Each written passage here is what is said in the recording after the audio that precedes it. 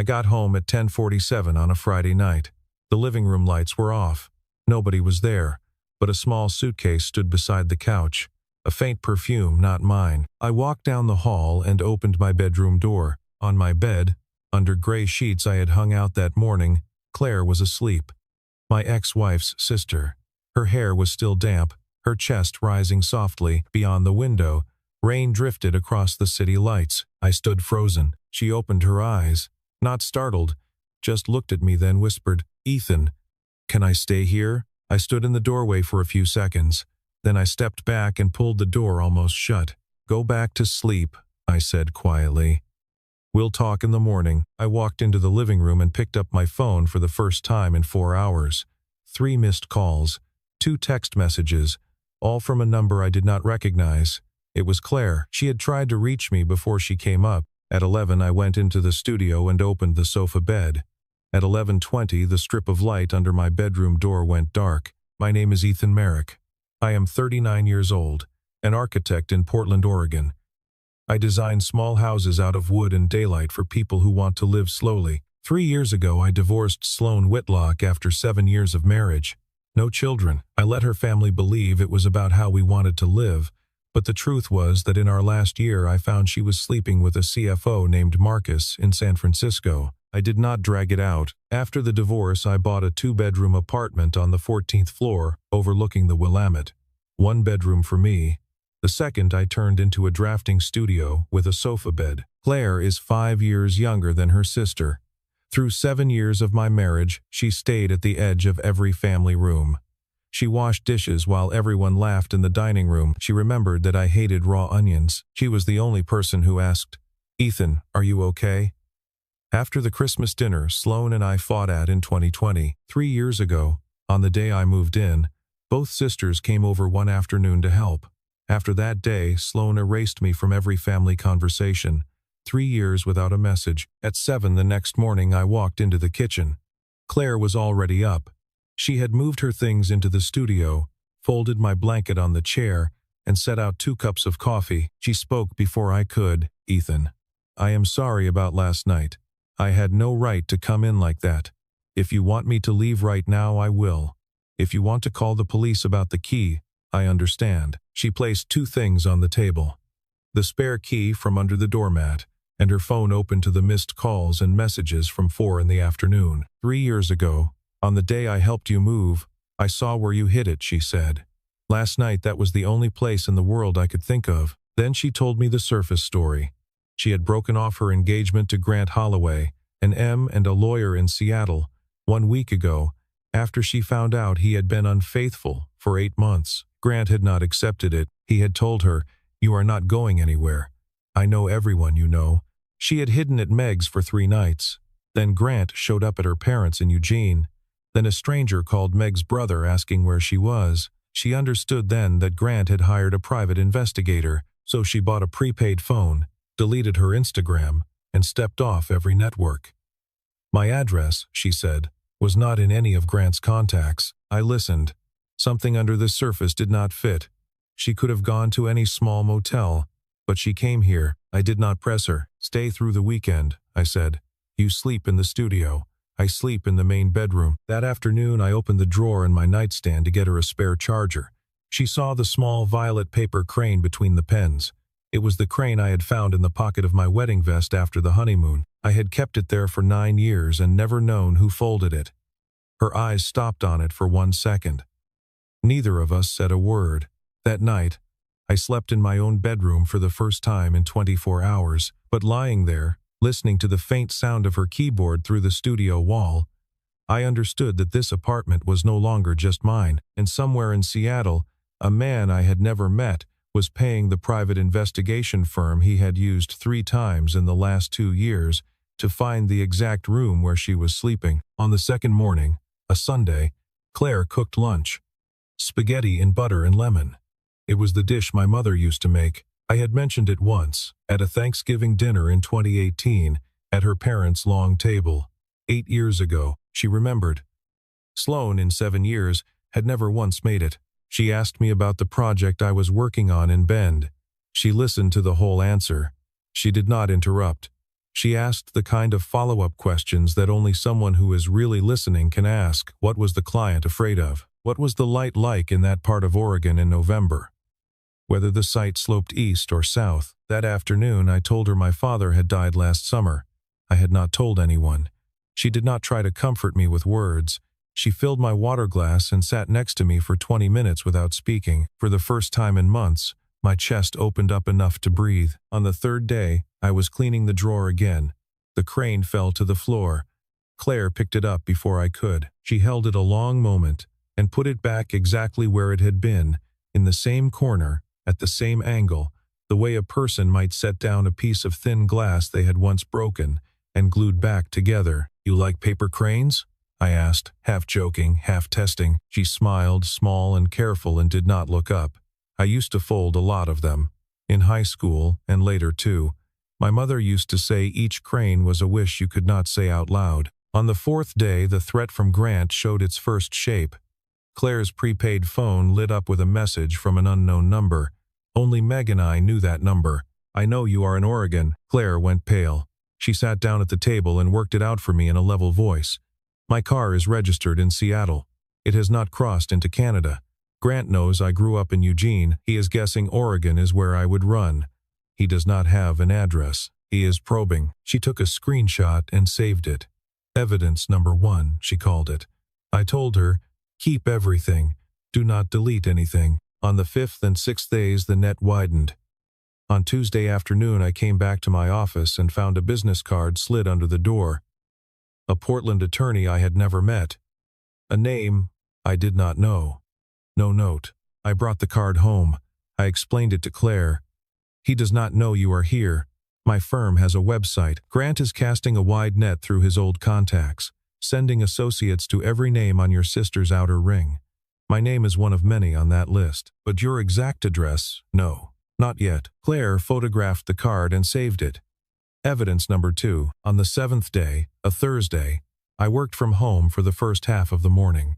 Claire was editing at the desk in the studio. She had bought the exact tea I liked from a small shop in the Pearl District that I had mentioned once, in 2019, at another family dinner. Not the brand, the actual small batch tea from that one shop that only 3 people in Portland even carried. She had left the box on the kitchen counter without saying anything about it, the way you leave a gift for somebody you do not want to embarrass. I caught myself standing in the doorway of the studio and looking at her too long. Her knees were pulled up on the chair, and the afternoon light was falling across her shoulder. She was reading a manuscript on her laptop, one finger on the trackpad, the other hand resting on her mug. I turned away. I said to myself, "She is Sloane's sister. This is kindness. Do not confuse it." On the 8th night, the power in the whole block went out for 20 minutes. We sat out on the balcony. Portland went black under us except for the slow, bright line of a container ship moving down the river. The rain had stopped for the first time all week. The air smelled like cold cedar and wet asphalt, and I could hear the low hum of a generator kicking on in the building across the street. She told me about Grant, for the first time. Not the details. Just one sentence. "Some men love you by making you smaller," she said. "I do not want to be smaller anymore." I almost put my hand on hers. I pulled back at the last second. When the lights came back on inside the apartment behind us, she did not turn around right away. She stayed looking at the river for another minute. Then she stood up and said, "Thank you for sitting out here with me." On the 9th day, I noticed she had been coughing at night. I left a bottle of cough syrup on the kitchen counter. In the morning, she left a folded piece of paper on the counter beside it. "Thank you." A tiny paper crane drawn in the corner in blue pen. That evening, she made soup. She said her grandmother had made it for her when she was a child, and she still remembered every ingredient. The kitchen filled up with the smell of ginger and lemon, and something I could not name. We ate at the kitchen table without saying much. She kept both hands wrapped around her bowl for warmth. I noticed that she had stopped flinching every time her phone lit up. Earlier that week, she had said something I kept turning over in my head. She said, "Have you ever felt like some houses are just waiting for the right person to arrive? I think yours is one of those." I had answered, "My house is only waiting for me. Anyone else here is a guest." She had looked into her tea and said, Then I will be a well-behaved guest. On the 10th day I came home to find she had rearranged the books on the living room shelf, not by author or subject, but by the color of the spines.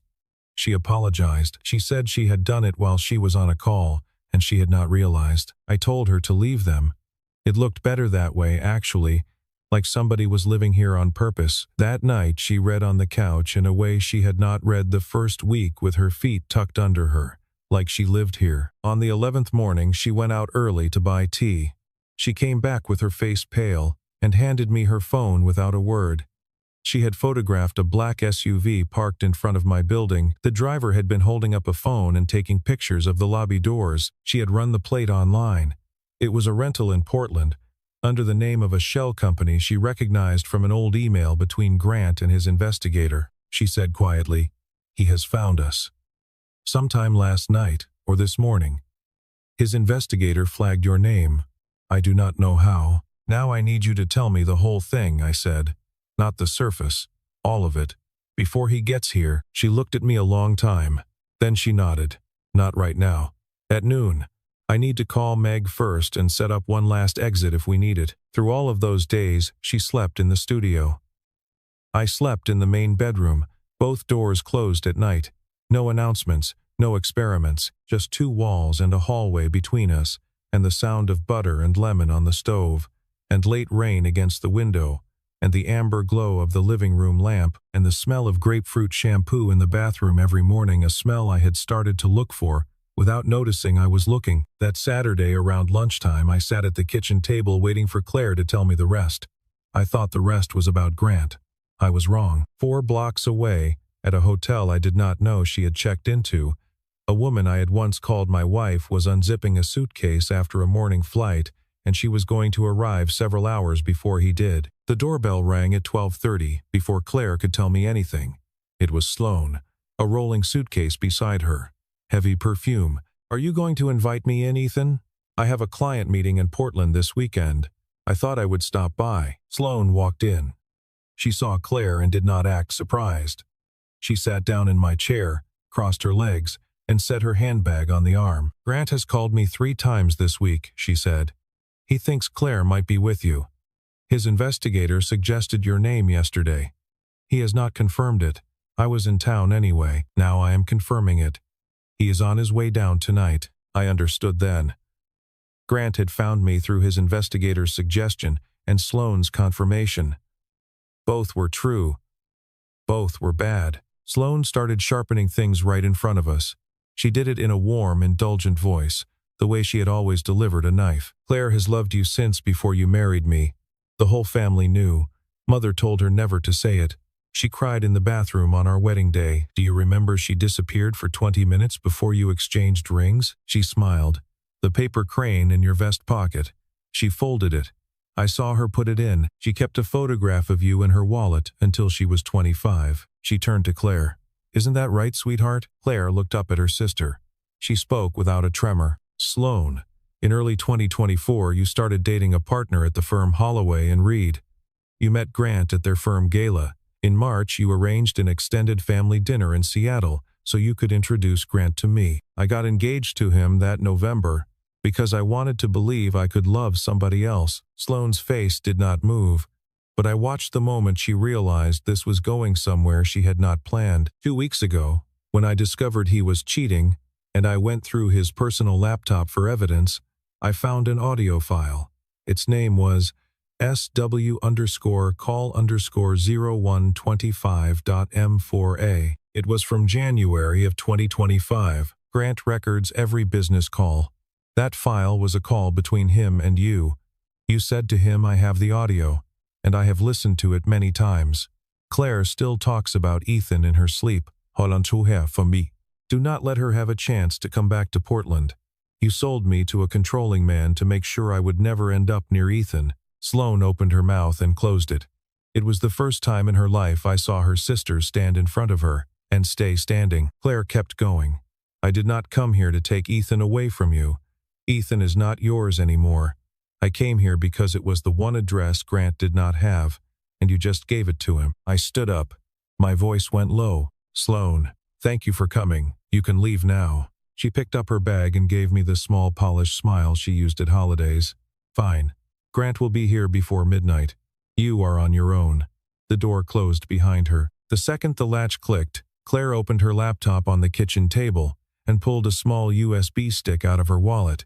She plugged it in. Her hands were steady in a way that told me she had been rehearsing this moment for 2 weeks. I did not want to use these unless I had no choice, she said. I was going to disappear quietly. Now I have to. Inside the folder there were 3 things. A thread of emails between Grant and 3 different women over the last 8 months, 2 associates at his firm and 1 paralegal, the audio file, SW call 0125, and a set of scanned payment receipts from Grant's business email, 3 wire transfers to a private investigation firm over the last 2 years, with the firm's logo and account number clearly visible on every receipt. Grant is more afraid of a professional scandal than of anything else in his life, she said. He is in the middle of a $400 million M&A deal. If I send this to his firm's HR and the Washington State Bar Ethics Board, his career ends in 48 hours. She looked at me. I truly did not plan to do that when I drove down here. I was going to vanish. He has forced my hand. At 11:30 that night, the front desk called up. Grant Holloway wanted to come up. I said yes. He was tall, in an expensive coat. His voice was smooth. Ethan Merrick? I am here to collect my fiancé. I stood in the doorway. Claire came out behind me and said, "Calm and level, Grant. I broke off the engagement. I am not going back." He looked at me. "Mr. Merrick, she used a stolen key to enter your home. That is criminal trespass. I can help you with that, or I can make this very difficult for you. Your choice." I held up my phone and showed him the text message from Claire, time-stamped 4 in the afternoon 2 Fridays ago. "Ethan, this is Claire. I am in Portland. I need to see you. Please call back, Mr. Holloway." She reached out to me before she came up. I did not respond because I was in a meeting. The key is between her and me. I do not care what you think about it. Then I turned Claire's laptop around on the console table so he could see the screen. "This is a folder of your emails with 3 women over the last 8 months. This is an audio file from a call between you and my ex-wife from January of last year. This is a set of receipts for the investigator you hired to follow your fiancé. You have 30 seconds to be out of this building. After that, the first copy goes to your firm's HR. The second copy goes to the Washington State Bar Ethics Board." Grant looked at the screen. His face lost its color. His jaw moved once, like he was calculating a number and coming up short. He did not argue. He turned and left. The elevator dinged down the hall, then it was quiet. Claire leaned against the wall and let out a breath she had been holding a very long time. Her shoulders shook once, then stopped.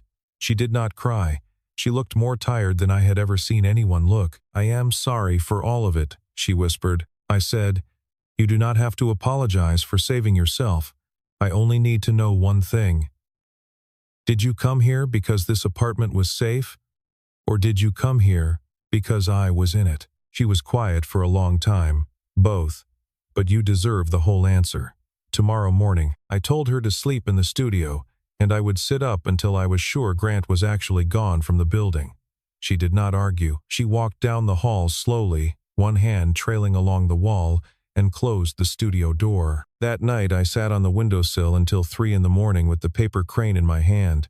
For 9 years I had been keeping someone else's wish in my drawer without knowing. That night I had chosen to stand on the side of that wish, before I had even asked myself what it was. At 7 the next morning we were back at the kitchen table with 2 cups of coffee.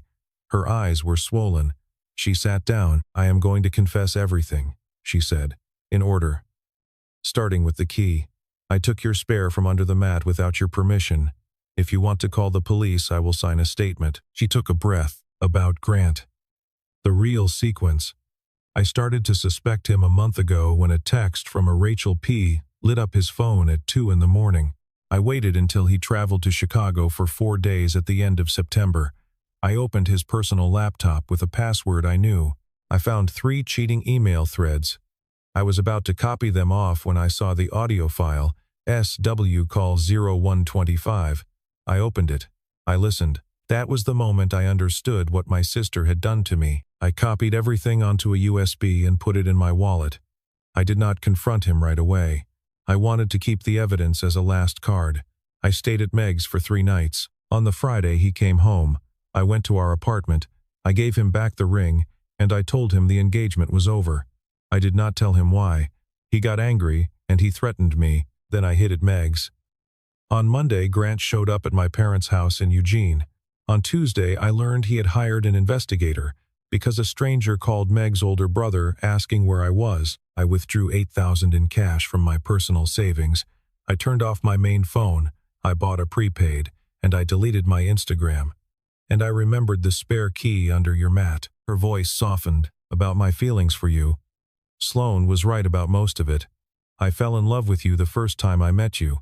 It was the dinner where you brought your mother's apple pie to my parents' house. I was 23.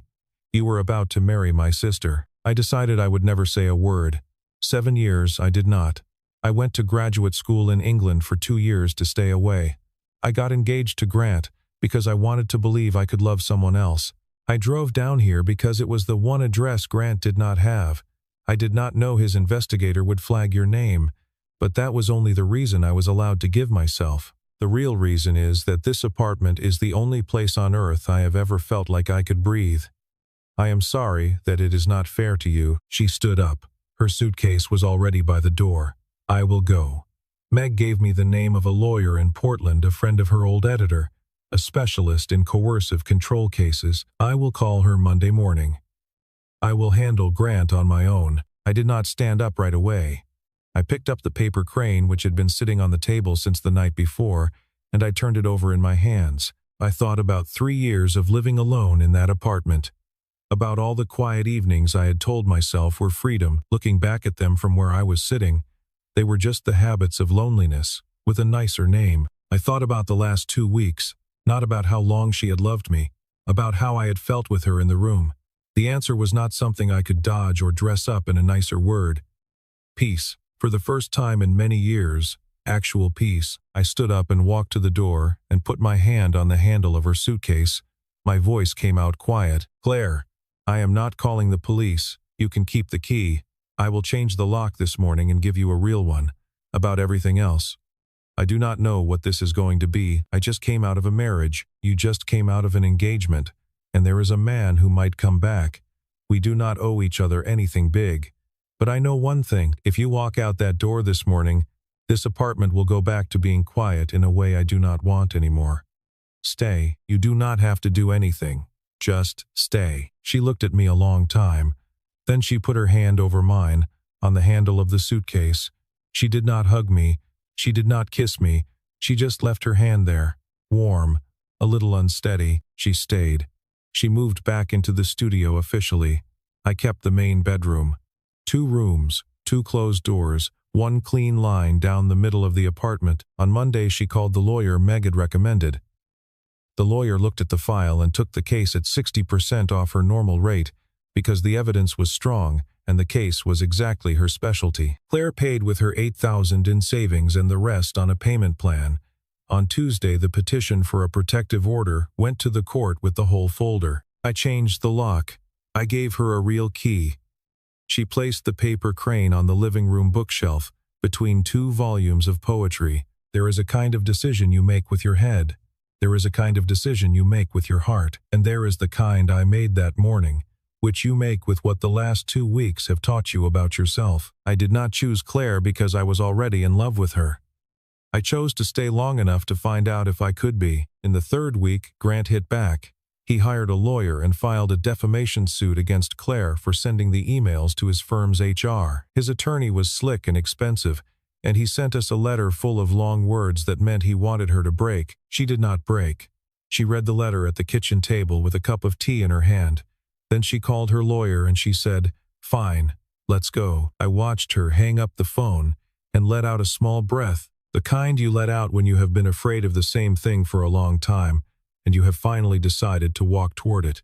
In the 4th week, Claire's Portland lawyer counterfiled. She entered the audio file, the emails with 3 women, the investigator receipts, and the photographs of the SUV as evidence of a documented pattern of coercive control and deception in an engagement. She built a picture of him that no firm could keep on its letterhead. Claire's lawyer told her afterward that in 15 years of practice, She had rarely seen a file this clean. Claire took that home the way somebody else might take home a compliment about their cooking. In the 5th week, the Washington State Bar opened a preliminary ethics inquiry. Grant's firm applied internal pressure. The $400 million deal was suddenly under review by 2 of the acquiring parties. His name began to leak, quietly, through the M&A grapevine, in the way that a name leaks when nobody wants to be the one who said it first. In the 6th week, Grant withdrew the defamation suit. He did not appeal the protective order. He transferred to the firm's Boston office. He did not appear again. We celebrated with a cheap pizza in the kitchen. No wine, no tears. Just the small, clean feeling of a lock finally closing on the outside of a house. Claire ate 2 slices standing up at the counter, still holding the paperwork in one hand, like she was afraid it would blow away if she put it down. 3 months later, Sloan posted a photograph from Aspen with a new man. Before that, her silence could have been confusion or pride. I did not ask. We did not talk about it. She never sent a message. Some doors close without a sound. Claire's father held out for 2 weeks. Then Claire drove down to Eugene alone and sat with him on the back porch for 3 hours. She had not tried to convince him. She had just told him about her life, quietly, from the beginning. He did not approve. He stopped forbidding it. She drove back to Portland that night, and she did not cry until she was in the elevator of my building. Her mother called me once. She said, "Ethan, in 7 years, you were the only person in that house who made Claire laugh from the bottom of her chest. I do not understand this, but I understand this." Then she said goodbye and hung up. I sat on the balcony for a long time after that call. Small things began to change. She cooked dinner. I washed the dishes. We walked along the Willamette on Sunday afternoons and did not talk about anything important. And it turned out that not talking about anything important was its own kind of communication, a thing we had both been starved of for years without knowing it. She read my drawings and pointed out a detail in a corner window I had been staring at for 2 months without seeing. She had a way of tapping the paper with one finger and saying, "Here, this is where the light will actually be at 4 in November." She was right every time. The first kiss was in the 9th week, in the kitchen. She was chopping onions and crying from them. I laughed. She pushed my shoulder. Then I leaned down. Very slowly. She stood still. Then she kissed me back like someone who had been waiting 7 years to not have to be in a hurry. From then on, the apartment changed shape around us. She moved a few of her books onto my shelf. We did not talk about labels. We walked around each other with a new gentleness, like people who had learned what carelessness costs. 8 months after that Friday night, in the middle of a Portland summer with the windows open and daylight lying across the wood floor, we moved into a small house I had designed for the 2 of us out in Hillsborough. A small garden, 1 shared workroom. Her editing corner faced east. My drafting table faced west. 1 bedroom, 1 roof. On moving day, I opened a personal box. The violet paper crane was on top, resting between 2 sheets of tissue paper. Claire walked into the room and saw me holding it. She smiled the first time she had smiled at the crane without hiding. "Do you know what I wished for when I folded it?" she asked. I shook my head. "I wished that one day you would look at me and not see anybody's sister." I put the crane on the mantel of the new house. In the center, I did not hide it anymore. I understood, standing there, 3 things at once. That the quiet after the divorce I had been calling freedom was really me closing the door on myself. Claire had not saved me. She had just sat next to me long enough for me to walk out on my own. That we were never going to fix each other.